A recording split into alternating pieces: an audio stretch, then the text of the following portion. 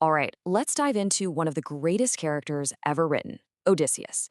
He's Homer's most complex hero, a cunning survivor, a flawed leader, and a deeply human warrior.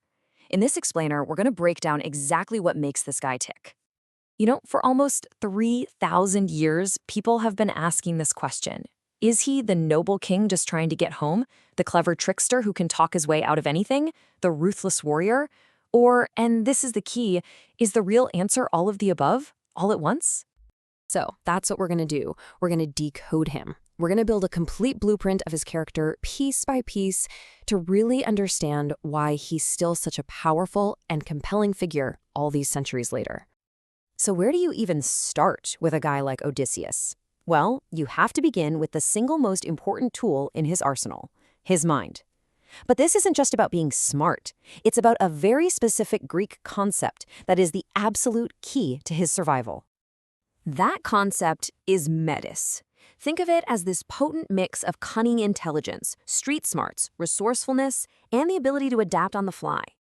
In a world full of gods, monsters, and impossible situations, metis is what lets a mortal man not just survive, but actually come out on top. The perfect case study? It has to be the encounter with the Cyclops, Polyphemus. Faced with this massive, unstoppable force, Odysseus doesn't even try to fight him head-on. That would be suicide. Instead, he comes up with this brilliant four-step plan. He uses psychology with the wine, pure deception with the name Nobody, strategic violence to blind the giant, and then that stroke of genius to escape under the sheep. That is metis in action. And this is what the scholar Elizabeth Minchin calls it kind of ancient emotional intelligence. He's not just a cold calculator. He gets what makes people and monsters tick, and he uses it. But, and this is a huge but, as Minchin points out, it's not a superpower. His pride gets the better of him. He just can't resist shouting his real name to the blinded Cyclops, a terrible mistake that earns him the wrath of Poseidon and puts his entire journey home in jeopardy. So this incredibly complex mind, of course, shapes him as a leader. But just like his intelligence has layers, so does his heart. He's both an inspiration to his men and, honestly at times, a total liability.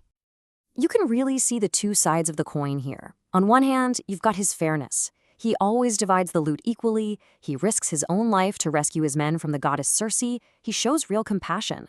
But on the other side, there's that fatal flaw again, his pride, that burning desire for glory or kleos, which is what gets so many of his men killed, especially after he taunts the Cyclops. So with all this going on, what's his anchor? What keeps him going? Even when the goddess Calypso offers him immortality, a chance to live forever as a god, he says no. Why? Because of Nostos, his homecoming. This deep, unwavering loyalty to his wife Penelope, his son Telemachus, and his kingdom is the moral compass that guides him through every single trial. And this brings us to his identity as a warrior. Because the Odyssey presents a new kind of hero, someone who is so much more than just a killing machine on the battlefield of Troy. Now, make no mistake, his skill in battle is absolutely terrifying.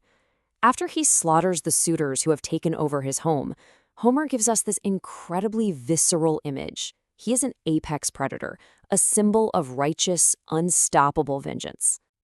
And yet, almost in the next breath, Homer shows us his deep humanity. This is a hero who isn't afraid to weep for his fallen comrades, for his old dog Argos, for the simple relief of finally being home.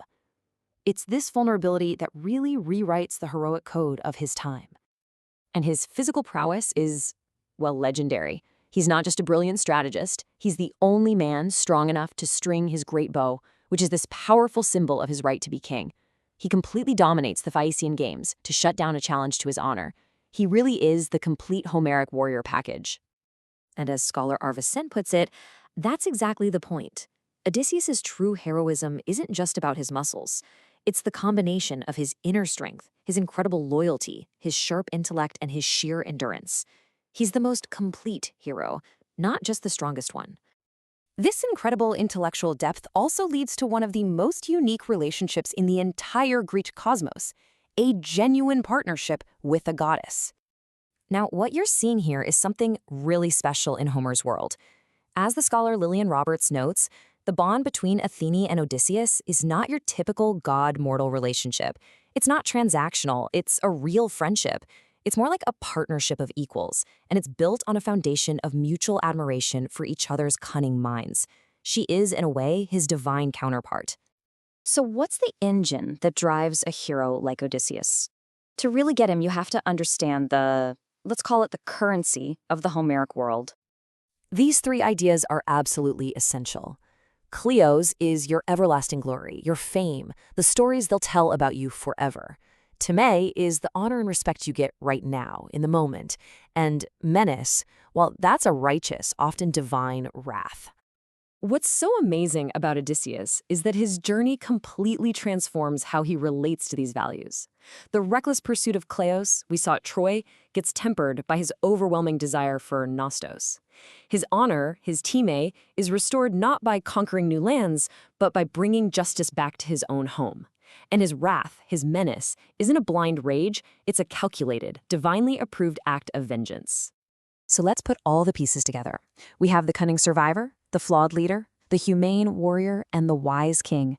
What does that final blueprint of Odysseus look like? The scholar Edith Hall just nails his central paradox. He's a man defined by two things that seem like they should contradict each other: the desperate need to be at home and this insatiable desire to wander and experience everything the world has to offer. And there we have it. The final blueprint, a hero who isn't defined by just one single quality, but by a perfect blend of all of them: the resourceful mind, the complex leader, the human warrior, the divine partner, and finally, the just king, back on his throne. Which leaves us with one last big question to think about. If his 10-year voyage across the seas is really an internal journey toward wisdom, balance, and self-control, does that make Odysseus, this character from the ancient world, the blueprint for the first truly modern hero?